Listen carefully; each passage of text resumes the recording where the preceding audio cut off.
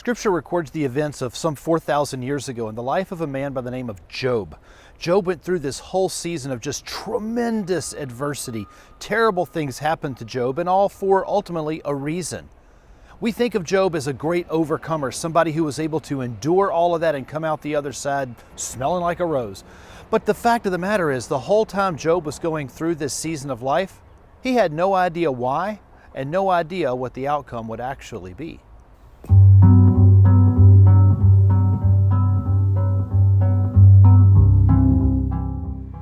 Poor Job during this time he's going to lose his family, he's going to lose his herds, his flocks, his wealth.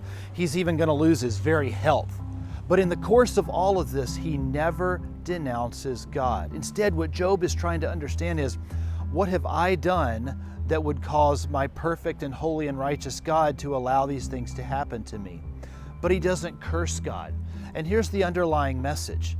No matter what, Job could not have known the outcome of what would happen, but he was completely responsible for his conduct in the course of the challenge. Now today, you and I may think of struggle and injustice and calamity. The voices that we hear speaking into our lives right now in media are constantly telling us just how bad things are. We cannot know how this is all going to turn out.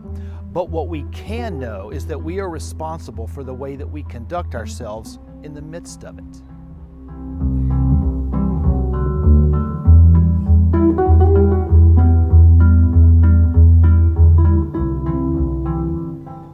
You find yourself pulling for Job, don't you? You find yourself saying, "You can do it, man. You got this. Don't give up. It all turns out okay. Don't fail the test." But the fact of the matter is, Job had no idea what was going on. To him, he just saw that he lost his family, he lost his wealth, he lost his security, and even lost his health. Poor Job doesn't know why it's happening, and he doesn't know what ultimately plays out. But we do. So what's the lesson we want to learn from Job right now in the midst of the injustice and the calamity and the trials and the challenges we're facing as a people? Well, here's what I'd like you to think about. Under stimulus, people worship their God. Now think about that. Under stimulus, people worship their God.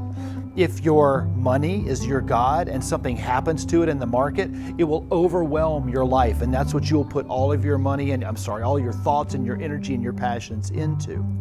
If what you worship is narcotics or alcohol, that's where you run when you find yourself depressed or angry or devastated or super happy. You'll party for good or party for bad.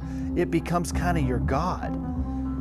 Job ran straight to God with his questions. You and I, during times of struggle like we're in right now, we need to be running straight to our God to say, "Oh Lord, show me how to conduct myself in the midst of it." Because you see, here's the thing about Job. It's not about how the story ended that makes the book so important in the Bible. It's how Job conducted himself in the midst of the challenges he faced. And that's what you and I have to engage right now. In the midst of this, how will we conduct ourselves? How will we worship our God? How will we show that He's worth the most above everything else in our life?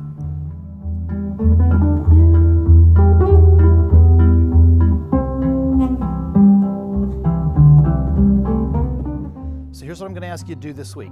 I want you to go to the link above, and I want you to go to the discussion board and engage a couple of the questions that we're going to ask. It's going to give you an opportunity to discuss this amongst other people, and let's find out how we're handling this matter of what we worship in the midst of stimulus. I'm Pastor Shannon. This has been Thursday Thoughts. I look forward to hearing from you. Check that link. Go in peace. See you next week.